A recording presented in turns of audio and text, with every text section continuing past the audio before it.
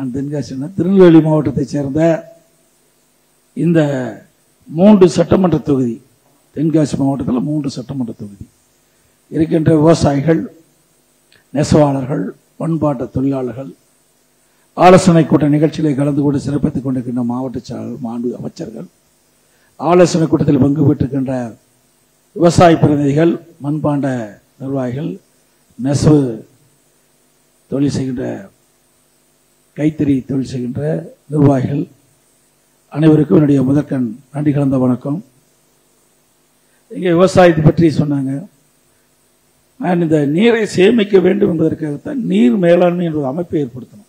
அதிமுக ஆட்சியில் நான் முதலமைச்சர் ஆன உடனே நான் நீர் மேலாண்மை மிக முக்கியம் என்று கருதி தான் குடிமராமத்து திட்டத்தை கொண்டு வந்து அதை செயல்படுத்துறதுக்கான திட்டத்தை வகுத்து இன்றைக்கு பொதுப்பணித்துறையின் கீழ் இருக்கின்ற ஏரிகள், ஊராட்சி ஒன்றியத்தின் கீழ் இருக்கின்ற குளங்கள், ஏரிகள், அதே மாதிரி பொதுப்பணித்தில் இருக்கின்ற குளங்கள் எல்லாம் எங்கெங்கே இருக்குது கணக்கிட்டு அதையெல்லாம் தூர்வாரி அந்த வண்டல் மனை விவசாயிகள் விலையில்லாமே கொடுத்தோம்.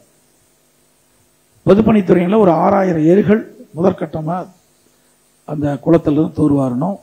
14,000 ஏரி இருக்குது பொதுப்பணித்துறையில், அதில் 6,000 முதற்கட்டமாக நான் செஞ்சோம். அது மாதிரி ஊராட்சி ஒன்றியத்தில் இருக்கிற குளங்கள், குட்டைகள் அனைத்துமே அந்த தூர்வாரப்பட்டது.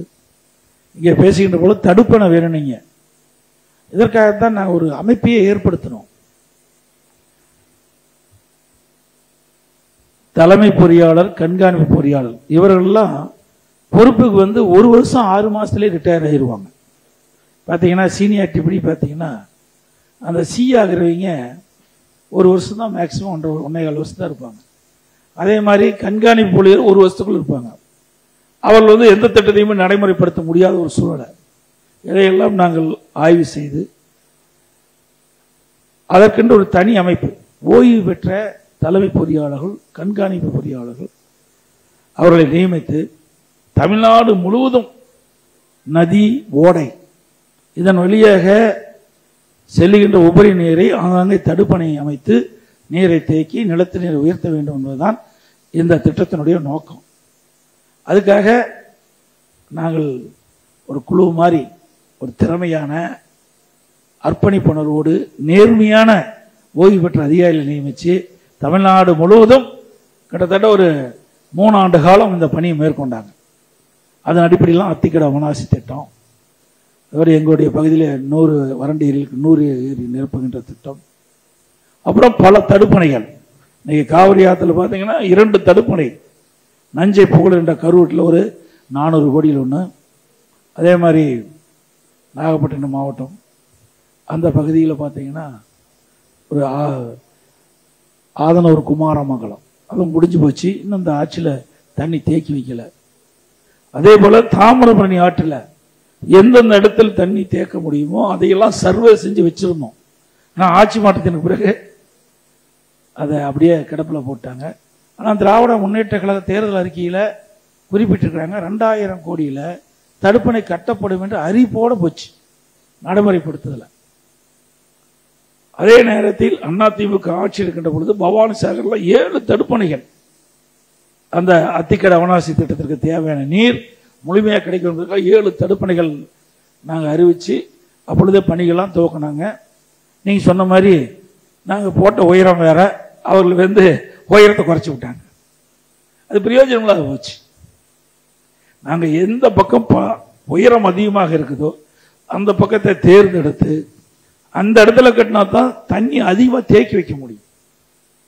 இந்த அரசாங்கம் அதை பற்றியெல்லாம் கவலைப்படல. அடுத்தது காவிரி ஆற்றிலையும் 4 இடத்துல நம்முடைய ஓய்வு பெற்ற பொறியாளர்கள் இடத்தை தேர்வு செஞ்சாங்க. அதுக்கு நாங்கள் நடைமுறைப்படுகின்ற சூழ்நிலை வரும்போது சட்டமன்றத்தில் அந்த 4ம் ரத்து செய்யப்படும் என்று அறிவிச்சிட்டாங்க. ஆக ஆட்சி மாற்றம் ஏற்படுகின்ற பொழுது ஆட்சியாளர்கள் எது நன்றாக இருக்கின்றதோ, எது விவசாயிகளுக்கோ பொதுமக்களுக்கு பயன் தரக்கூடிய திட்டமாக இருந்தால் அது தொடர வேணும். ஆனால் இந்த ஆட்சியில் அப்படி அல்ல. அரசியல் காழ்ப்புணர்ச்சியின் காரணமாக நாங்கள் கொண்டு வந்த பல திட்டங்களை அவள் ரத்து பண்ணிட்டாங்க. அதே போல் கடைமடை பகுதிகளெல்லாம் தண்ணி விவசாயிகளுக்கு போய் முழுமையாக சேர வேண்டும். அதற்கு தூர் வாரப்பட்டோம்.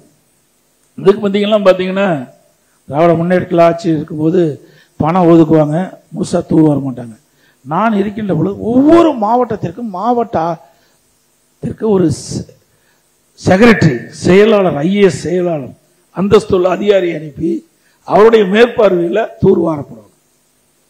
அதுக்கு போட்டோ கொடுக்கணும், எவ்வளவு நீளம் நீங்க தூர்வாருனீங்க அப்படி என்பதையெல்லாம் நாங்கள் கண்காணிச்சோம். அதனால நடந்தது நடந்ததாக இருக்கட்டும், நடக்க போவது நல்லவையாக இருக்கட்டும். அதிமுக ஆட்சி உங்களுடைய ஆதரவால் மலர்கின்ற பொழுது நீங்க வைத்த கோரிக்கைகள்லாம் நிறைவேற்றப்படும். எவ்வளோ பாபநாசம் மணிமுத்தாரும் இணைக்கப்படும் சொல்றாங்க. அது எப்படி எனக்கு தெரியல, நீங்க தான் கவனத்தை கொண்டாந்துருக்கிறீங்க.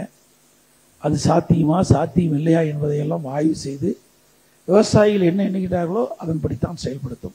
நீங்க சொன்னது நல்ல அருமையானது தான். இன்னைக்கு இதை குறிப்பிட்ட உயரம் அணை நிரம்பிய பிறகு அதில் வெளியிருக்கிற உபரி நீரை கொண்டு போய் சேர்த்தலாங்கிறது பிரச்சனை கிடையாது. ஏன்னா இதில் பாசனம் பெறுகின்ற பரப்பளவு குறையாமல் இருக்கும். 143 அடி அணையில் தேங்கி இருக்குன்னா அதுக்கு எவ்வளவு பாசனம் பெறுது என்று ஏற்கனவே சர்வே செய்யப்பட்டு அதற்கு தேவையான நீர் தான் அந்த டேம்ல தேக்கி வச்சிருப்பாங்க. அதுக்கு மேல் வருகின்ற உபரி நீர் வெளியேறுகின்ற பொழுது அந்த மட்டத்திற்கு 142 அடி மட்டத்திற்கு மேலே செல்கின்ற பொழுது அந்த உபரி நீர் அதை நீங்க சொன்ன மணிமுத்த டேமுக்கு எடுத்துக்கிட்டு போகும்போது அது ஒன்றும் கவலை இல்லை சொன்னீங்க. அதையெல்லாம் என்ன தெரியல எனக்கு. நீங்க இப்பதான் எங்களுடைய கவனத்துக்கு கொண்டாந்துருக்கிறீங்க. எங்களுடைய ஆட்சி வந்த பிறகு உங்களை போல இருக்கின்ற விவசாயிகளிடத்திலும் கலந்து பேசி தான் நாங்கள் எந்த முடிவும் எடுப்போம். நான் ஒரு விவசாயி என்ற காரணத்தினால விவசாய பணி முழுமையா எனக்கும் தெரிஞ்சிருக்கு. இன்றைக்கும் நான் விவசாயத்திலே மிகுந்த ஈடுபாடு உண்டு. அதிமுக ஆட்சி வந்த பிறகு நிச்சயமா விவசாயிகளுக்கு நிறைய திட்டங்கள் இருக்கட்டும். மும்மணி மின்சாரம் அதிமுக ஆட்சி வந்த முடியும். 2 முறை தொடக்க வேளாண் கூட்டு வங்கியில பயிர்க்கடன் ரத்து பண்ணோம். பயிர் காப்பீட்டு திட்டத்தில் எப்பொழுதெல்லாம் விவசாயிகள் இயற்கை சீற்றத்தால் தாங்கள் பயிரிட்ட பயிர்கள் சேதமடைகின்றதோ அப்பொழுதெல்லாம் விவசாயிகளுக்கு உற்ற துணையாக இருந்து காப்பீட்டு திட்டத்தின் மூலமாக இந்தியாவிலேயே அதிக இழப்பீட்டு தொகையை விவசாயிகளுக்கு பெற்று தந்த ஒரே அரசாங்கம் இந்த அதிமுக அரசாங்கம். இப்படி பல திட்டங்களை கொண்டு வந்து நடைமுறைப்படுத்தியிருக்கிறோம். இன்னும் பல திட்டங்கள் நிறைய இருக்குது. ஏன்னா எங்களை நான் முதலமைச்சராக பொறுப்பேற்கின்ற காலத்தில் பல பிரச்சனை உங்களுக்கு தெரியும். எவ்வளவு பிரச்சனை நாங்கள் சந்திச்சோம். முதல் வருஷம் வறட்சி, கடுமையான வறட்சி நிவாரணம் கொடுத்தோம்.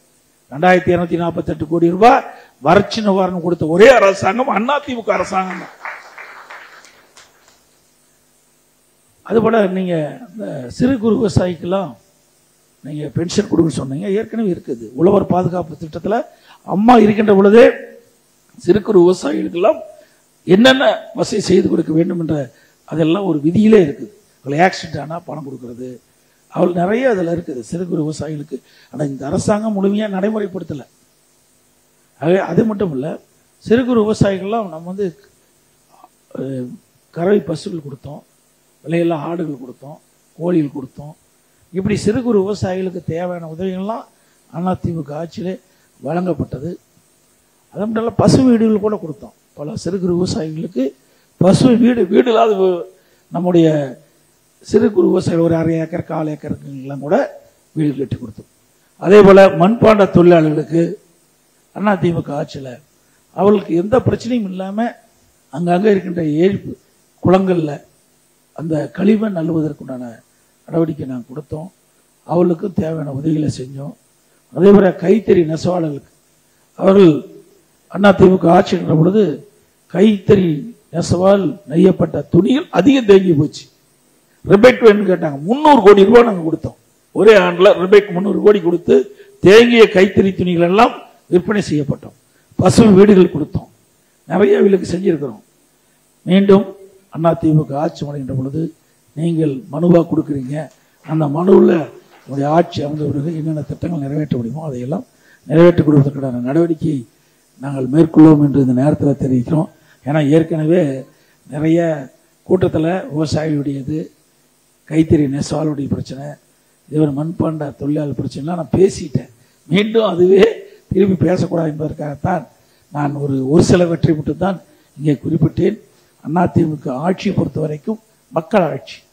மக்களுக்கு என்ன தேவை என்பதை உணர்ந்து செயல்படக்கூடிய ஆட்சி அதிமுக ஆட்சி. அதுவும் அம்மா இருக்கின்ற பொழுதும் சரி, அம்மா மறைவுக்கு பிறகும் சரி, இன்றைக்கு ஒட்டுமொத்த மக்களுடைய தேவைகள் என்ன என்பதை அறிந்து செயல்பட்டோம். இப்போ கூட நம்ம விவசாயிகள், அதே மாதிரி விவசாய தொழிலாளி, நம்முடைய கைத்தறி நெசவாளருடைய தொழிலாளி, மண்பாண்ட தொழிலாளருடைய தொழிலாளி உடைய குழந்தைகள் அரசு பள்ளியில் தான் அதிகமாக படிக்குது. இன்னைக்கு தனியார் பள்ளியில் படிப்பதை விட அரசு பள்ளியில் தான் நமக்கு குழந்தை அதிகமாக படிக்குது. அதுக்கு 7.5% உள் இடஒதுக்கீடை கொண்டு வந்து இன்றைக்கு 2818 பேர் இன்றைக்கு மருத்துவக் கல்வி படிக்கக்கூடிய சூழ்நிலை உருவாக்கி தந்தாங்க. இந்த இடஒதுக்கீட்டு மூலமாக கிடைத்த மாணவ மாணவிகளுக்கு அரசாங்கமே மருத்துவ கல்வி கட்டணத்தை செலுத்துது. ₹1 செலவு இல்லாம நம்முடைய குழந்தைகள் அரசு பள்ளி படித்த மாணவ மாணவிகள் இன்றைக்கு மருத்துவர் ஆகக்கூடிய சூழ்நிலை உருவாக்கிட்டோம். இப்போ கூட இங்கே நம்ம அந்த தென்காசி மாவட்டத்தை சேர்ந்த ஒரு 5 குழந்தைகள் இந்த ஆண்டு தேர்வாகிருக்கிறாங்க. அவர்கள் என்னுடைய போட்டோ எடுத்துட்டு போனாங்க. நேற்று தினம் அறிவிச்சர் இசைக்கு சுப்பையா அவர்கள் அந்த பகுதியில் பேசிக்கிட்ட போது அங்கு இருக்கிற ஒரு மாணவன், அரசு பள்ளியை படித்த மாணவன், ஒரு சாதாரண குடும்பத்தை சேர்ந்தவன், ஏழை குடும்பத்தை சேர்ந்த விவசாய தொழிலாளி மகன், இந்த இடஒதுக்கீட்டின் மூலமாக அரசு பள்ளியை படித்த காலத்தினால இந்த இடஒதுக்கீட்டின் மூலமாக தேர்வு செய்யப்பட்டு அவன் மருத்துவக் கல்வி படிக்கிறாங்க. இப்படி இதுவரைக்கும் அதிமுக ஆட்சியில் கொண்டு வரப்பட்ட திட்டத்தின் மூலமாக அரசு பள்ளியிலே படித்த 41% மாணவர்களில் 2818 முழுக்க ஏழை குடும்பத்தைச் சேர்ந்த மாணவ மாணவிகள் தான் மருத்துவராக இருக்கிறாங்க. இதற்காக சொல்லி சொன்னால் கடுமையான உழைப்பு. இன்றைக்கு நம்முடைய விவசாய தொழிலாளி ஆகட்டும், விவசாயி ஆகட்டும், கைத்தறி நெசவாகட்டும், அல்லது மண்பாட தொழிலாளர்கள், நம்முடைய குழந்தைகள் முழுமையாக கவனம் செலுத்த முடியாது. பல்வேறு பணிகள், அந்த பணிக்கு இடையிலே தான் அவர்கள் கல்வி கற்கிறாங்க. ஆக இப்படிப்பட்ட குழந்தைகள் உடைய கனவு நனவாக வேண்டும் என்ற அடிப்படையில் தான் இந்த இடஒதுக்கீடுலாம் கொண்டாந்து இன்றைக்கு அரசு பள்ளி படித்த மாணவ செல்வங்கள் மருத்துவராகக்கூடிய ஒரு சூழ்நிலையை உருவாக்கி இருந்த அரசாங்கம் அதிமுக அரசாங்கம் என்பதை இந்த நேரத்தில் தெரிவித்து, இன்னும் சொல்ல போனால் விவசாயிகளுக்கு ஏராளமான திட்டம், நெல் கொள்முதல்லாம் நேரடி நெல் கொள்முதலில் கொண்டு போன உடனே கொள்முதல் செய்யப்பட்டு உடனுக்குடன் அவருடைய வங்கியில் வரவு வச்சோம். இதெல்லாம் அதிமுக ஆட்சியில் செயல்பட்டது. அதே போல இந்த கொள்முதல் செய்யப்பட்ட நிலையெல்லாம் சேமித்து வைப்பதற்கும் நடவடிக்கை நாங்கள் எடுத்தோம். ஆக அதிமுக அரசாங்கத்தை பொறுத்த வரைக்கும் அனைத்து தரம் மக்களுடைய நிலைப்பாட்டை அறிந்து அதற்கு ஏற்றவாறு அரசு செயல்படுகின்ற ஒரு அரசாக இருந்தது என்பதை இந்த நேரத்தில் தெரிவித்து, நீங்கள் வைத்த கோரிக்கைகள் அரசு பரிசீலித்து அதிமுக ஆட்சி மலர்ந்தவுடன் நிறைவேற்றப்படும் என்ற செய்தியை சொல்லி இங்கே மிக திரளாக வருகிறது தங்களுடைய கருத்துக்களை எங்களுடைய கவனத்திற்கு எடுத்து வைத்த அனைத்து நிர்வாகிகளுக்கும் நன்றி தெரிவித்து விடுவருகின்றேன். நன்றி, வணக்கம்.